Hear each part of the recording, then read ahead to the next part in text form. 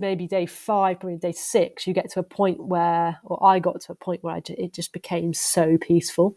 Oh, nice.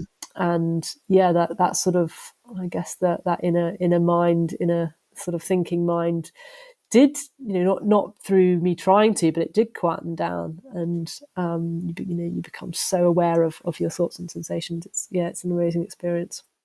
Have you retained some of that heightened awareness? I sometimes try and go back to that. I think not that place where I got to and in feeling the sensations. I think that did require like really dedicated work for those 10 days. But certainly I've retained, the experience, the kind of, that deep experiential knowledge that I got from it in terms of watching sensations, watching thoughts, and being able to take that step back from it. I mean, that environment was the place to really hone those skills for sure. Did you have any enlightenment moments where you saw through the illusory nature of the self?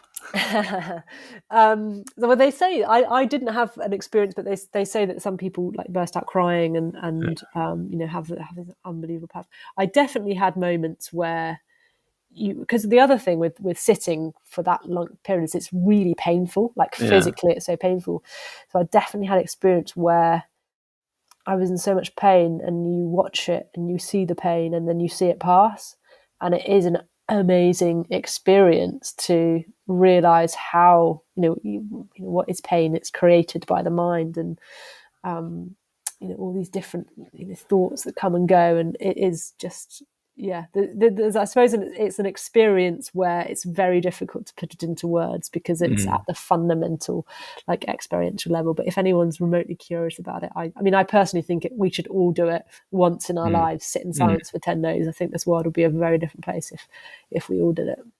Yeah, no, I'm certainly encouraged to do it more. In fact, the thing that puts me off is actually what you've just said. Well, apart from my family and getting away from them for 10 days, I'm not sure I'd be given that pass, particularly with a bubby on the scene now. But is the way you sit, because I've got a bit of a dodgy hip and back and stuff like that from the tennis days. So, because you have to sit on a cushion, right? And sort of if you've got like medical issues, you can sit on a chair. Oh, you good. can So I ask, could have the chair. Right, you okay. could get exemption. I mean, I'm sure there'd still be pain related to sitting in a chair for that long, but you sit on the floor cross-legged, which if anyone's done that for 5 minutes, it really hurts. So for 14 hours a day, it's very uncomfortable. But you do get used to it. Like anything, it's amazing that you get used to it. Yeah. Where did you do it? So there's 2 centres in the UK, one in Suffolk, and the one I did was in Herefordshire. Right. And no one sort of went bananas? Nobody went bananas. There was a few people who left for sure. Were there? Right. Yeah, and then on the it is, like I say, it's pretty tough. But on the last day, you're allowed to talk. So there's this unbelievable experience on that last day where you've spoken to the people who you've like been in an environment with for 10 days.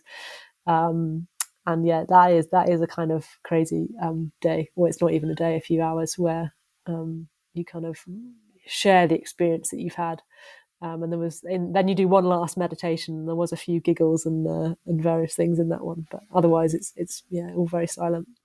So just to finish on this bit then, what has it taught you about then the difference between doing and being? And as you said, if everyone did this, the world would be a better place, because we're culturally such doers, aren't we? People talk about feeling guilty if they're not doing something, and we're all rushing around and got to pay the bills and cost of living and it's just doing. And so what have you learned about it and actually bringing some of that being into your life? I mean, I think at like a very simple level, I learned that being is as good as doing. And I'll pause there because I want to say almost, it's better than doing. Doing is great and it feels productive and there's like amazing things that obviously you can achieve. But just being is amazing as well.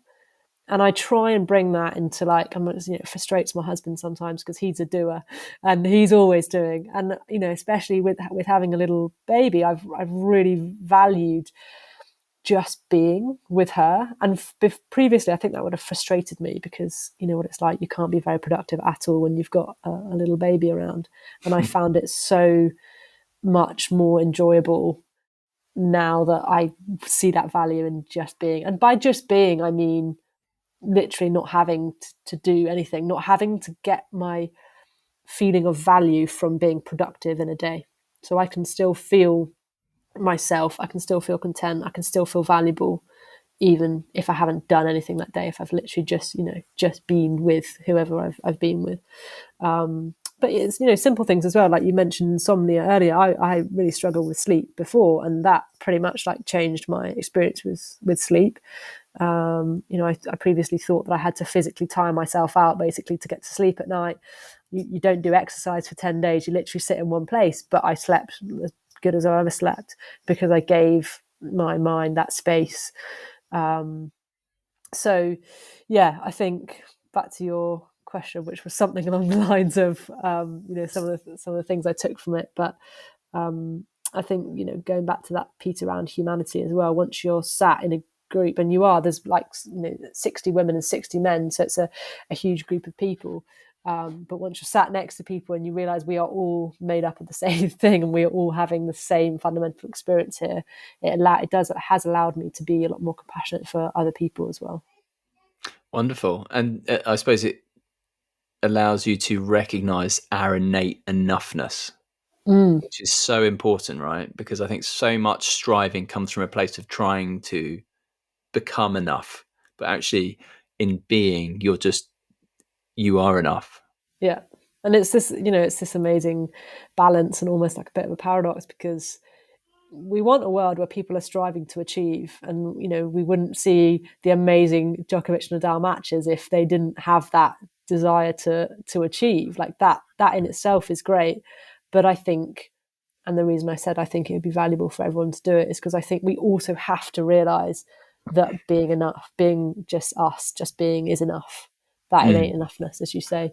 So I think, yeah, it's the combination of two, which is the recipe for contentment, I think.